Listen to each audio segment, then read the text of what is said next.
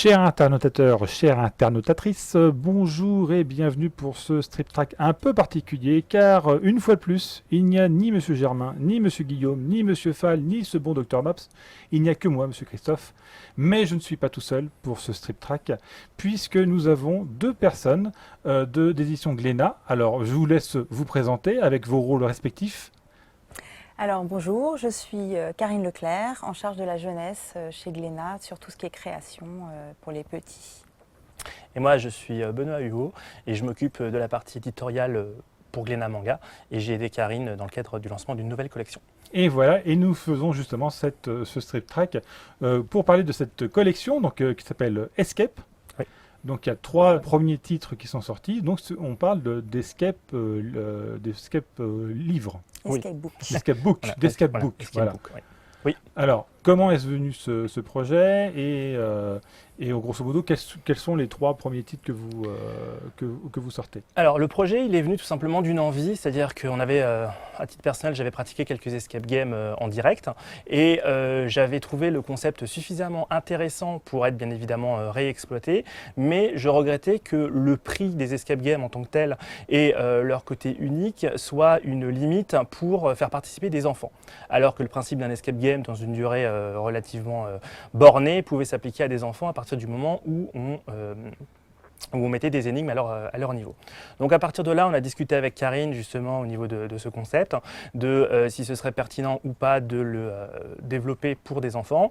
Et de fil en aiguille, on en est venu à la conclusion que bien évidemment, en proposant une expérience de lecture qui soit adaptée à cet âge, ce serait pertinent. Et pour cela, bien évidemment, il fallait autant que possible utiliser des héros qu'ils apprécient, donc en l'occurrence Chi, Geronimo Stilton et dans une certaine mesure Sea Shepherd. C'est la première collection en fait qui s'adresse à des enfants à partir de 8 ans.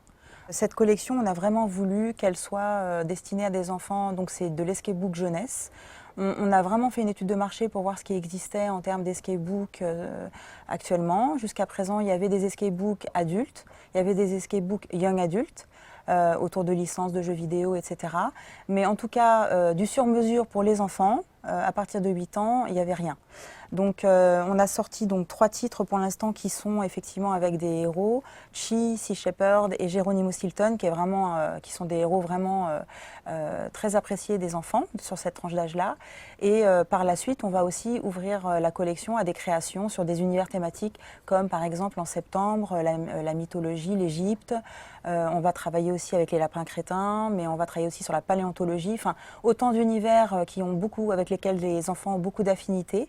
Il y aura 2 tranches d'âge possibles, à partir de 8 ans et à partir de 10 ans. Oui, les trois premiers, justement, ne sont pas tous pour la même tranche d'âge.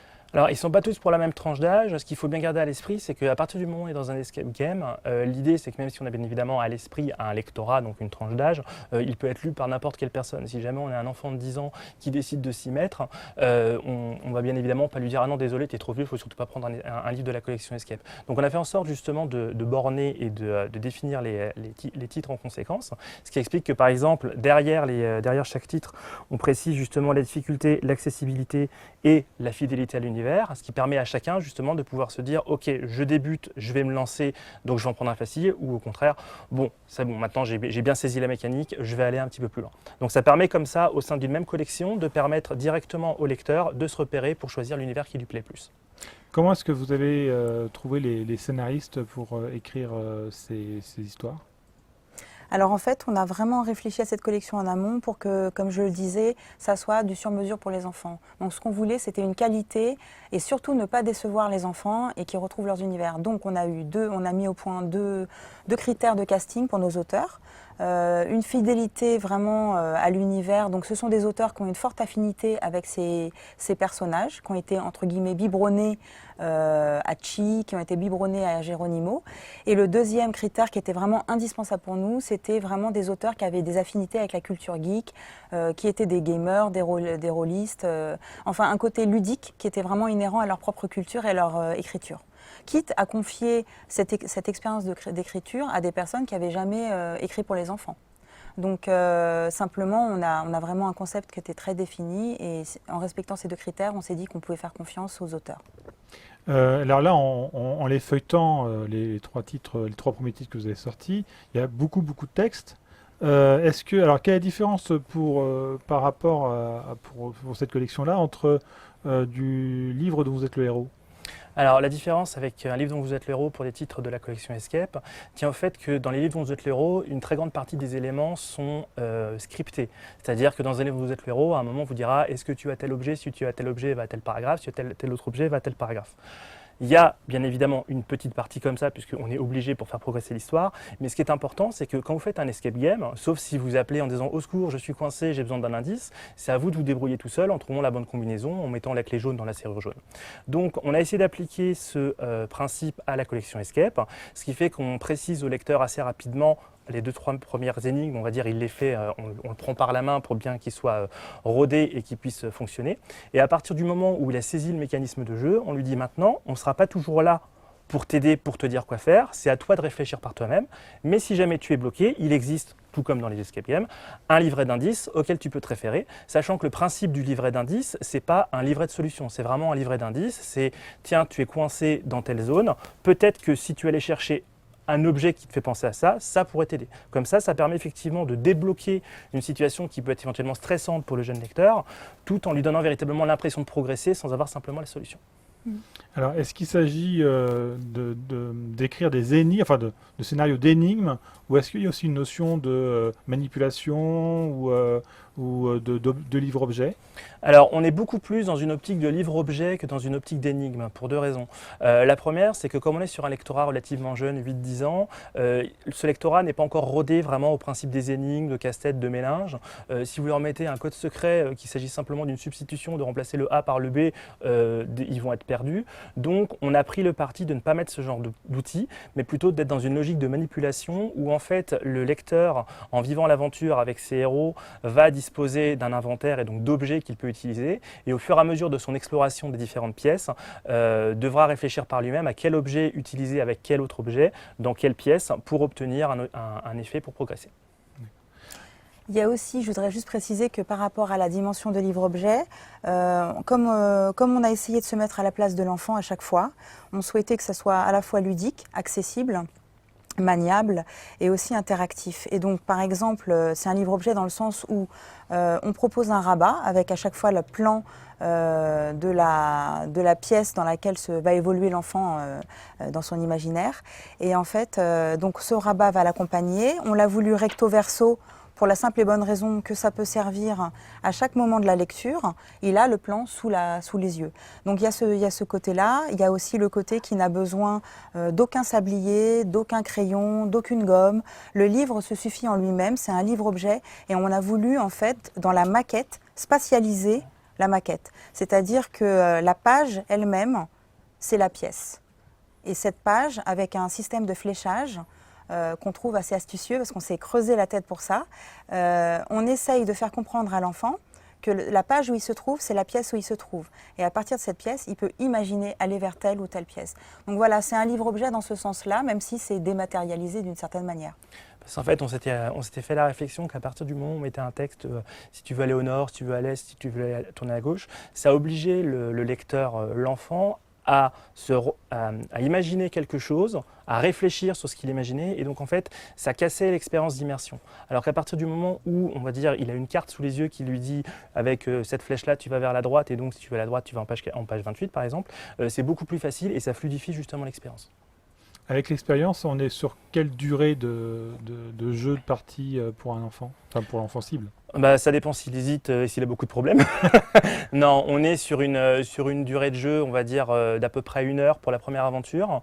Faut savoir qu'au sein des livres, on intègre 2 aventures. Une petite aventure qui est une sorte de tutoriel qui explique les mécanismes, parce que bien évidemment, à partir du moment où on présente un livre-objet avec lequel le lecteur n'est pas familier, il faut lui expliquer justement cette notion de spatialité, de renvoi d'inventaire.